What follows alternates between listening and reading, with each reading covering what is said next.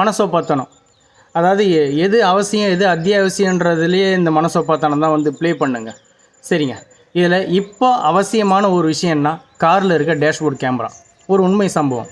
நண்பர் car வாங்கியிருந்தார். Okay, அது ஒரு பட்ஜெட் கார் தான், ஒரு 4 லட்சம் கொடுத்து தான் கார் வாங்கியிருந்தார்.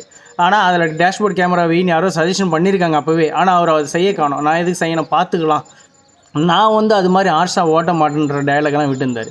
என்ன நடந்தது? சென்னையில் ஒரு பிரிட்ஜு மேலே வண்டி போயிட்டு இருக்கும்போது நம்ம ரோட் சைடு ரோமியோக்கள் சொல்லுவாங்களா, ஒரு 20-21 வயசு பசங்க இப்படி ஸ்டண்ட்லாம் பண்ணியிருக்காங்க.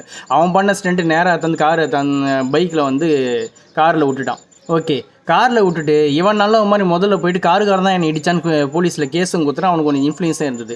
இவர் வேறு வழி இல்லாமல் இவர் இன்ஃப்ளூயன்ஸ் மூலமாக அதுலேருந்து தப்பிச்சு வர்றதுக்குள்ளே ஒரு 40,000 செலவாயிடுச்சு. ஓகே, டேஷ்போர்ட் கேமரா எவ்வளோங்க? ஒரு டேஷ்போர்ட் கேமரா மாட்டத்தை யோசிச்சார், 40,000 ரூபா அவுட்டு.